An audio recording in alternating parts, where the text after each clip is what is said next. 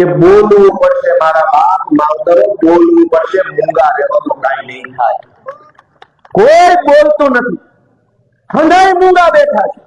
અને એટલે ગુંડાઓ, માફિયાઓ, તોડબાજો, સરકારી માણસો પબ્લિકના ગળું પકડી લીધું છે, બોટી પકડી લીધું છે. અમારે એ બાજુ જંગલમાં દીપડા છે ને, ગળકી પકડે. એમ ગુજરાતની ગળકી ભાજપના માણસોએ પકડી લીધી. શું કામ?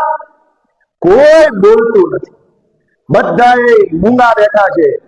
કોક ડરના મારે બોલતું નથી, કોક લાલચના કારણે બોલતું નથી, કોકને હોતો મળી જાય એટલે બોલતું નથી, કોકને પૈસા મળી જાય એટલે બોલતું નથી, કોકને પોલીસ ભટકાઈ જાય એટલે બોલતું નથી, કોકને પોતાની જ્ઞાતિની શરમ માટી આવે છે એટલે બોલતું નથી, કોકને ભવિષ્યમાં ટિકિટ જોતી છે એટલે બોલતું નથી.